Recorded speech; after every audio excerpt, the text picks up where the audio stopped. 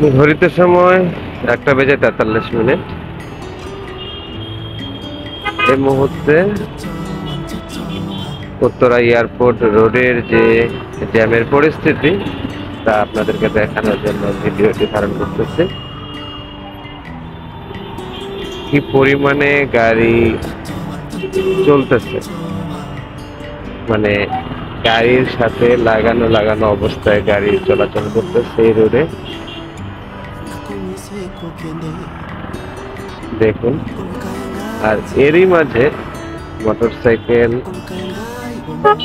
বা ল্যান ধরে ক্রমান্বয়ে চলতেছে। মোটরসাইকেলের জন্য বেশি জায়গা লাগে না, অল্প একটুখানি জায়গা হলেই কিন্তু মোটরসাইকেল চলে যেতে পারে। অন্যদিকে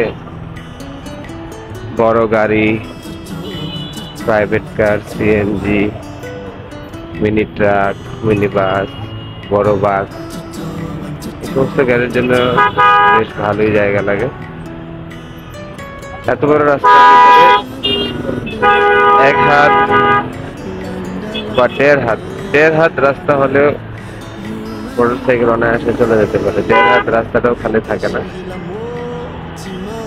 যদিও বাংলাদেশে কোনো লেন বিভাজন করা নাই, কেননা যে যেমন করে ইচ্ছা তেমন করেই গাড়ি চালায়।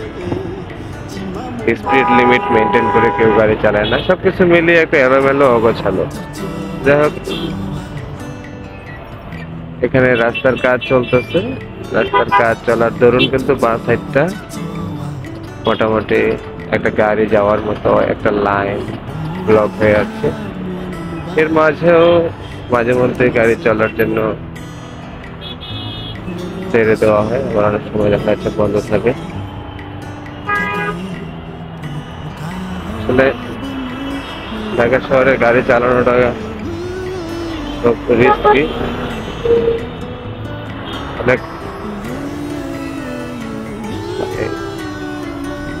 অনেক এক্সপার্ট ছাড়া ঢাকা শহরে গাড়ি চালানোটা প্রচুর পরিমাণে একটা রিস্কি ব্যাপার। কেননা আপনি যদি কনফিডেন্সিয়ালি যদি গাড়ি না চালাইতে পারেন তাহলে আপনি দুর্ঘটনার সম্মুখীন হবেন 100%। তাই খুব সতর্কতার সাথে এই ঢাকা শহরে গাড়ি চালাতে হয়, কেননা মোটরসাইকেল কিন্তু আসলে রিস্কি পরিবহন এই ঢাকা সিটির জন্য। কিন্তু তারপরেও মানুষ সময়কে বাঁচানোর জন্য, সময়টাকে সেভ করার জন্য কর্মের তাগিদে এই মোটরসাইকেল ব্যবহার করে থাকে এবং আমিও ব্যবহার করি। আপনারা দেখতে পাচ্ছেন যে এই জ্যামের মধ্যে লোকাল বাসে বা পাবলিক বাসে দেখা যাচ্ছে বেশ ভালো সময় নিয়ে আপনাকে যেতে হবে।